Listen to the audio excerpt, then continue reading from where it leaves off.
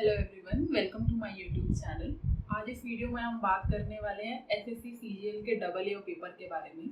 अगर आप एक नॉन कॉमर्स स्टूडेंट हैं और आप AAA एग्ज़ाम के लिए अपीयर होने की सोच रहे हैं तो आई एम डैम श्योर आपके मन में थोड़ी सी इनसिक्योरिटी तो होगी ही कि आपने कभी अकाउंट्स और इकोनॉमिक्स पढ़ा नहीं है और आप इस पेपर में अच्छा कर पाएंगे या नहीं।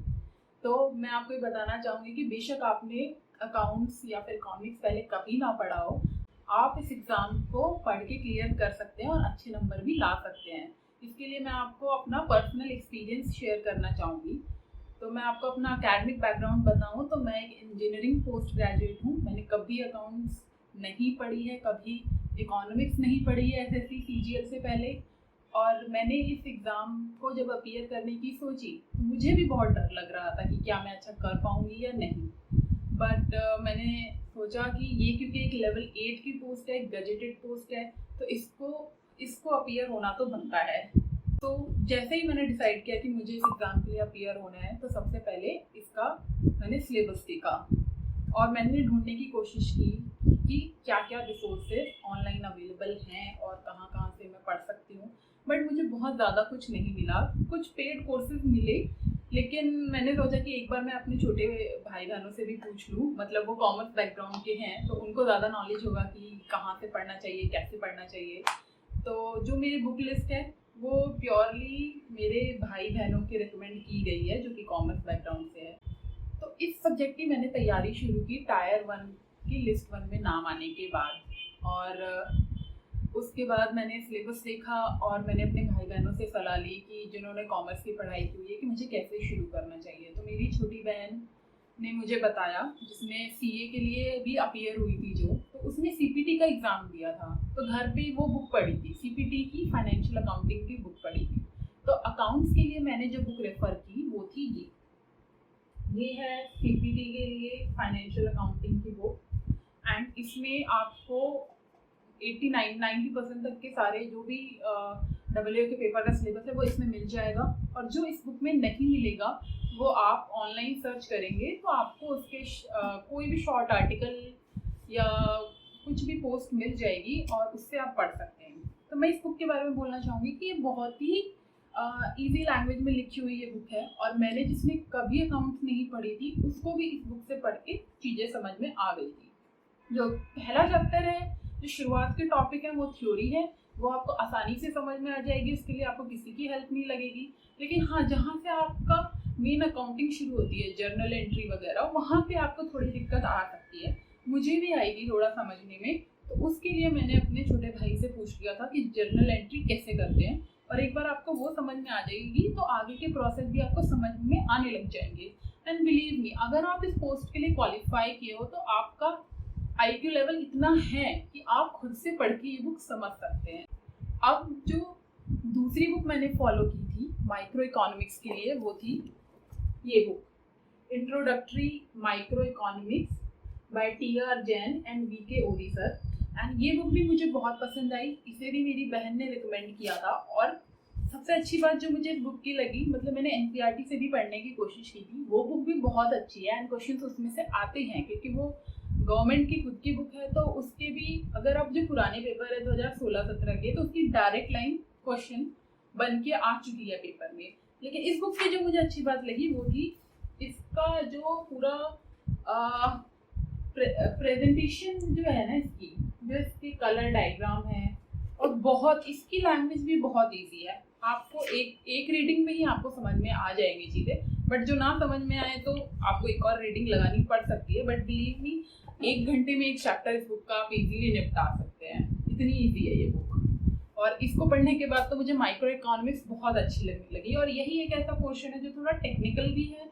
इकोनॉमिक्स का जो सेक्शन थोड़ा टेक्निकल है, जिसमें ग्राफ आएंगे, डिमांड सप्लाई कर, वो सब आपको इस बुक से बहुत अच्छी तरह से समझ में आ जाएंगे। तो ये 2 बुक्स तो मैं आपको पक्का रेकमेंड करूँगी कि अगर आप डबल की तैयारी कर रहे हैं और आपको कोई बुक लेनी है तो ये वाली बुक ले। इसके अलावा जो क्वेश्चन बचता है मैक्रो इकोनॉमिक्स,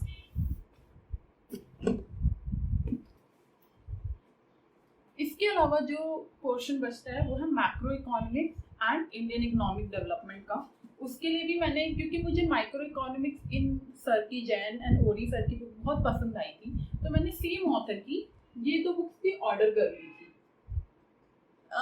और ये बुक भी हेल्पफुल रही, बट मैं ये बोलना चाहूँगी कि जो इन सेक्शन से क्वेश्चंस आते हैं ना, वो काफ़ी करंट अफेयर रिलेटेड होते हैं या फिर बहुत ही जेनेरिक भी हो सकते हैं। जैसे कि आपको जो क्वेश्चन आपने टायर 1 के जीके के लिए अगर आपने इकोनॉमिक्स प्रिपेयर किया हो, तो उसके जो टॉपिक है ना, नेशनल इनकम और एक्सपोर्ट इम्पोर्ट से रिलेटेड, तो उसी टाइप के क्वेश्चन होते हैं। तो अगर आप बुक परचेज ना करना चाहें तो ये 2 बुक आप स्किप कर सकते हैं। बट मैंने क्योंकि लास्ट मोमेंट पे तैयारी की थी, मैं नहीं चाहती थी कि अब 1 महीना तो मेरे पास है तैयारी के लिए, उसमें भी मैं ऑनलाइन बैठ के हर चैप्टर के नोट्स ढूंढती रहूँ, तो मैंने ये बुक परचेज कर ली थी एंड इसका मुझे फ़ायदा भी हुआ। इसमें से मैंने थ्योरी क्वेश्चन सारा इसमें से कर लिया था, बट फिर भी मैंने बजट वगैरह का डेटा थोड़ा बहुत याद किया था, क्योंकि मैंने पिछले साल के क्वेश्चन का ट्रेंड देखा था। नेशनल इनकम वगैरह इनसे रिलेटेड डेटा भी एसएससी पूछ सकती है, तो मैं पढ़ के गई थी। तो ये थी वो 4 बुक्स जिनको मैंने 1 महीने में कंप्लीट किया था। पूरी बुक्स नहीं करनी है, सिर्फ वही चैप्टर वही टॉपिक जो आपके सिलेबस में करने हैं। तो मेरी स्ट्रैटेजी ये रही थी कि मेरे पास थे तो 5-6 हफ्ते, बट मैंने डिसाइड किया था कि मैं 4 हफ्ते में सिलेबस ख़त्म कर दूँगी। पहले हफ्ते मैंने पढ़ा था अकाउंट्स, पहला 1 वीक मैंने अकाउंट्स को दिया था, सेकेंड वीक मैंने माइक्रो इकोनॉमिक्स, थर्ड वीक मैंने मैक्रो इकोनॉमिक्स और फोर्थ वीक मैंने इंडियन इकोनॉमिक डेवलपमेंट को दिया था। इसके साथ ही जैसे ही वो लिस्ट आई थी, मैंने प्रीवियस ईयर पेपर पढ़ने शुरू कर दिए थे। मैंने लास्ट 5 ईयर्स के पेपर डाउनलोड कर लिए थे और रोज़ मैंने 2 घंटे दिए थे अपनी डबलईओ पेपर की प्रिपरेशन के लिए। तो सबसे पहले मैंने अकाउंट्स जिस दिन मुझे पढ़ना होता था, उस दिन सबसे पहले मैं 2016 का अकाउंट्स का पेपर वो 40 क्वेश्चंस देखती थी। अच्छा क्या पूछा है, बस एक बार नज़र मार लेती थी, ताकि एटलीस्ट मुझे वो कीवर्ड्स, वो वर्ड्स तो पता चल जाएं जो क्वेश्चंस जहाँ से आए हुए हैं। और उसके बाद मैं चैप्टर पे आती थी और रोज़ का 1-2 चैप्टर मेरा टारगेट रहता था कि मुझे कैसे भी करके, मेरी रीडिंग स्पीड अच्छी है तो मैं वो कवर करने में मैं सक्सेसफुली कवर कर पाई थी। तो इस तरह से मैंने 5-6 दिनों में अकाउंट्स का मेजॉरिटी ऑफ पोर्शन कंप्लीट कर लिया था। और जब लास्ट के 1-2 दिन बचे थे उस हफ्ते के, तो मैंने उसमें अच्छे से प्रीवियस ईयर क्वेश्चन देख के रिलेट करने की कोशिश की थी कि जो मैंने पढ़ा क्या मैं उसको आंसर कर पा रही हूँ, और अगर नहीं तो मैंने वो कॉन्सेप्ट पढ़ के समझ लिए थे कि ओके एग्जाम में ऐसे क्वेश्चन आते हैं और ये तो मुझे करना ही है। और बाकी जो टाइम बचा था मैंने बाकी पोर्शन को दिया था, उसमें भी कुछ क्वेश्चन मैंने कम ही पढ़े थे। जैसे मैंने मैक्रो और इकोनॉमिक डेवलपमेंट में ज़्यादा टाइम नहीं दिया, ऊपर से पढ़ लिए थे और अपने अकाउंट्स को एक बार एग्ज़ाम से पहले फिर से रिवाइज किया था। इस तरह मेरा टारगेट ये था कि मुझे 120 नंबर लेके आने हैं, मुझे 120 नंबर का मेरा टारगेट था।